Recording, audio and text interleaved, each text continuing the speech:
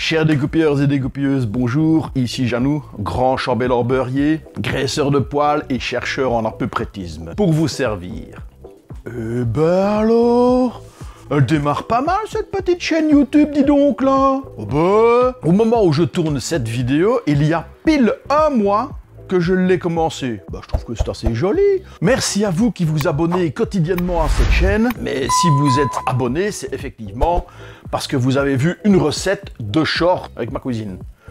Ma cousine. Vous avez vu ma cousine en short? Non, non, c'est pas exactement ça. Vous n'avez pas vu ma cousine en short. Vous avez vu un short de ma cousine. Enfin, on se comprend. Non, mais c'est parce que ma cousine en short... non. Non, par contre, ma cousine en short, oui. Enfin, non, un short de ma cousine. Enfin, vous m'avez compris. Oh putain, ma cousine en short. Parce que j'en étais avec toutes ces conneries, moi. Ah oui, voilà. Je voulais vous dire que, en tout cas, j'espère que vous n'êtes pas ici pour apprendre des recettes parce que ce n'est pas mon ambition. En tout cas, dans l'immédiat, je ne vais pas commencer à vous apprendre à cuisiner quelque chose. Non, ce n'est pas mon intention dans ces vidéos thématiques. On va plutôt aborder différents thèmes.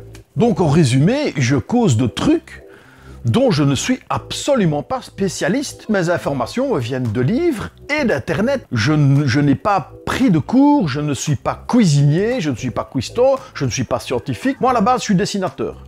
Voilà, comme ça vous le savez, je faisais des petits dessins, des petits Mickey. J'ai fait 2-3 bandes dessinées dans ma vie et puis punt, basta. En revanche, ce qui est très intéressant quand on communique sa passion, c'est qu'on fait des recherches pour ne pas dire n'importe quoi. Oui, je vais dire des petites conneries parce que je déconne un peu, mais ce que je vais vous dire, c'est quand même quelque chose qui est appuyé. J'ai quand même fait mes recherches, j'ai trié le vrai du faux et je vais vous délivrer une information qui est bonne. Me semble-t-il en tout cas. Cette mise au point effectuée, on entre dans le vif du sujet de la matière grasse, comme on dit chez nous, la matière, la petite noquette de beurre. Huile ou beurre, on va choisir ou pas. Et mon ustensile, c'est important, avec l'eau d'ustensile. Marmiton, saucier, allumez les fourneaux.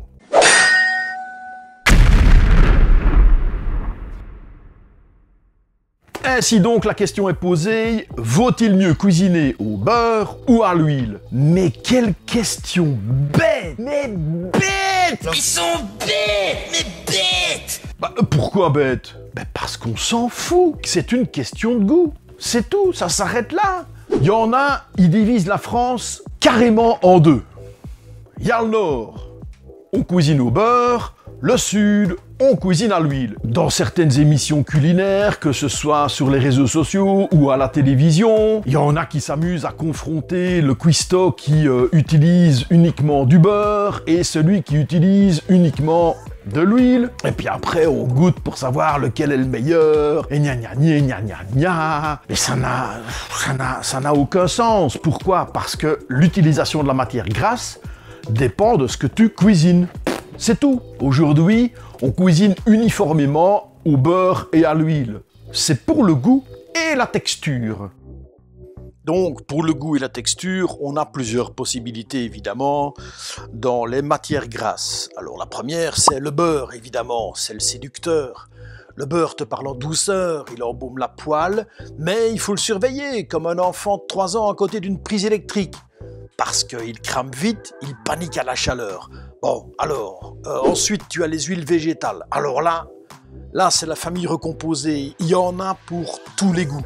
Colza, tournesol, arachide, elles sont neutres, fiables, résistantes. Ce sont les huiles de cuistot sérieux. Alors, l'olive, la traditionnelle et la plus utilisée, elle est parfumée, un peu snob, mais très efficace. Et puis, il y a les noix et amandes. Là, elles sont trop fines pour le feu. Faut pas les utiliser, elles sont là pour l'élégance, pas pour la guerre. Et puis, il y a la margarine, évidemment, on en parlera plus tard. C'est le compromis mou. Ni d'un besoin d'économie et d'un excès de marketing, elle supporte la cuisson, oui d'accord, elle fait illusion de la poêle, d'accord. Mais niveau goût, c'est le sosie du beurre qui aurait raté son casting. C'est une horreur et c'est dégueulasse. Et puis enfin, il y a le clan des gras animaux, le saindoux, le lard, la graisse de veau, doigts, oignons, etc. Là, tu cuisines comme grand-mère un dimanche sous la pluie, avec une cocotte en fonte et l'odeur qui reste dans le rideau. Ça sent fort, ça tient longtemps et ça nourrit l'âme. Bref, tu ne choisis pas ton camp, Parce que dans la cuisine, le gras, c'est pas une faute, c'est une intention. Choisir l'un ou l'autre dépend de ce qu'on cuisine. Pour cuire du hachis, je vais plutôt aller chercher de l'huile plutôt que le beurre. Mais par exemple, pour un bon steak, à l'inverse, là, je vais aller chercher ma petite noix de beurre. C'est une question de goût et de texture, de ce qu'on a envie d'obtenir. Par contre, pour cuisiner ton 4 quarts, tu vas pas aller nous chercher de l'huile. Dans 4 quarts, c'est dit dedans, ce dessert-là, 4 quarts, le 4 quarts, des œufs, de la farine, du sucre et du beurre. 4 quarts. Bon, je ne connais pas toute l'histoire, mais il y en a peut-être qui ont essayé de remplacer le beurre par de l'huile pour faire leur 4 quarts. Mais c'est absolument dégueulasse! Mais pourquoi dégueulasse, enfin? On ne sait jamais, il faut essayer, enfin, on ne sait pas. Marmiton, mais pourquoi vous avez pris l'option cuisine? Et qui est-ce qui vous a engagé d'abord? Ah ben, c'était vous le chef. Moi?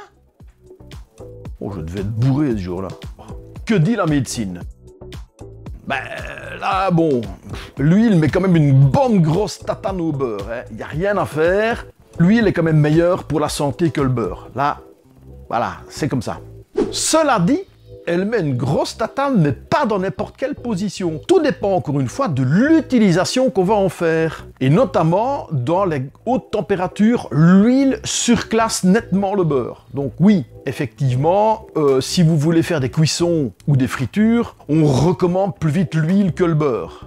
Le point de fumée, c'est la température à laquelle une matière grasse émet une fumée. Ça veut dire que le truc commence à se décomposer et à se dénaturer. Les acides gras se décomposent et le truc devient cancérogène. Cancérigène. Vous avez dit cancérogène. Cancérigène, quoi cancérigène? On dit rigène, cancérigène. Apprenez, saucier, qu'on peut dire les deux. Ah bon? Ah. Cancérigène ou cancérogène. Ah bon? J'en reviens au point de fumée. Pour le beurre, comme je vous l'ai dit, il est à 130 degrés. On atteint assez rapidement cette température en cuisine. Tandis que pour l'huile d'olive, c'est un chouïa un petit peu plus délicat et un petit peu plus, comment dire, nuancé. Alors j'ai mon petit papier, pour ne pas me tromper. Donc l'huile extra vierge, c'est 191 degrés. I-E.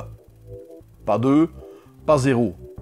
L'huile d'olive vierge, 216 degrés. L'huile d'olive pomasse, 238 degrés, ça commence à monter. Et l'huile d'olive extra légère, on est à 242 degrés, avant de devenir cancérogène.